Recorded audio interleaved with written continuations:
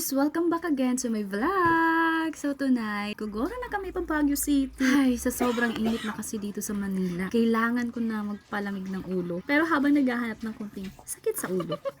Pero bago ang lahat, kailangan muna natin ayusin itong malakasang maleta ko. Diyos ko, kita nyo naman low-low ng garter nito. Pero buti na lang talaga dumating na yung in-order kong vacuum sealer bag na may kasama na ding electric air pump. Sobrang napaka-lifesaver nito sa akin. Sa mga gusto rin makatipid sa space ng maleta nila, nasa comment section.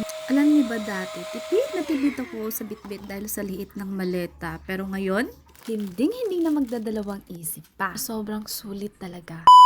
Dito na kami sa terminal ng Victory Liner. Sa totoo lang, wala pa kaming tulog. Diyos ko, 2 AM ang schedule ng bus namin. Pero 12 midnight pa lang, umalis na kami ng bahay.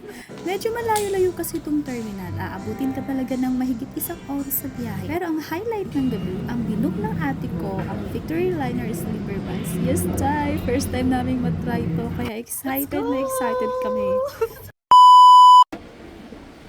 At kailangan nyong i-keep yung resibo kasi kukunin niya ng staff nila para mabigyan ka ng kumot, day. Hindi ko naman akalain na muntik na nga hindi ako makakasya dito sa maliit na daanan, guys. Sa punta sa seat number ko. Ay, day. Itong sleeper bus pala na ito, guys, ay may 3 rows. Meron dun sa left side, right side, at meron sa gitna.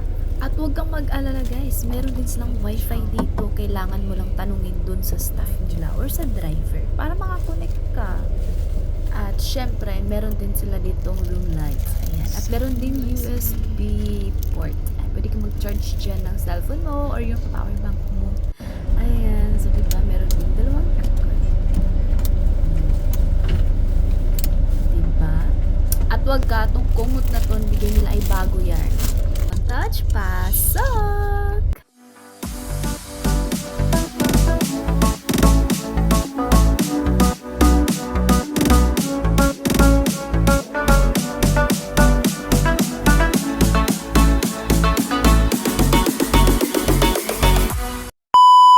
So guys, may libreng water sila at cheesecake cookies. Hindi ko alam kung saan ko to ilalagay. As in, yung mga nakalagay lang naman dito.